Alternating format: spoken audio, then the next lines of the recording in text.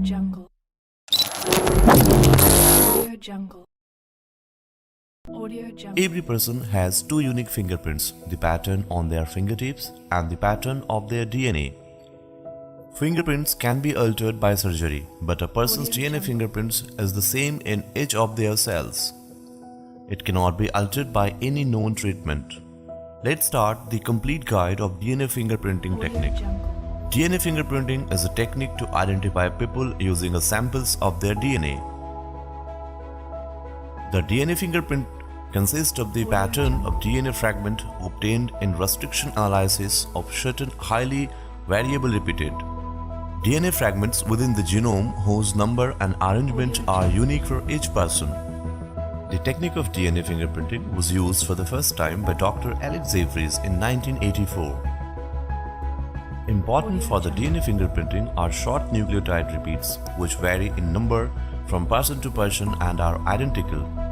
They are called variable number of tandem repeats or VNTRs. Now let's see the steps of DNA fingerprinting.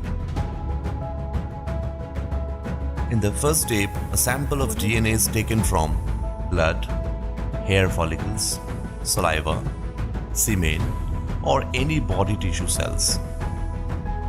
In many situations, there is only a small amount of DNA available for DNA fingerprinting.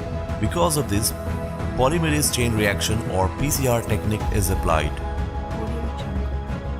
After the DNA is isolated and more copies of DNA have been made, the DNA is treated with a restriction enzyme.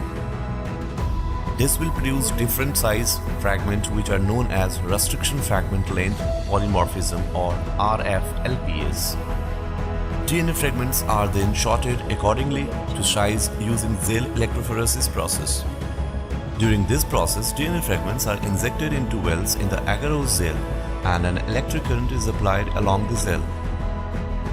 DNA is negatively charged, so it is attracted to the positive end of the cell. The shorter DNA fragments move faster than the larger one.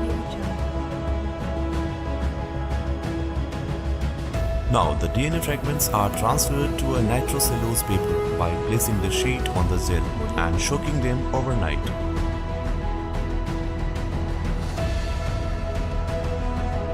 Now, a radioactive material is added which combines with the DNA fragment to produce a fluorescence image.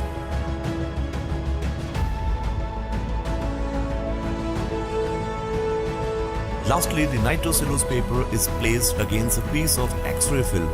The X-ray film can record the pattern of radioactivity on the paper.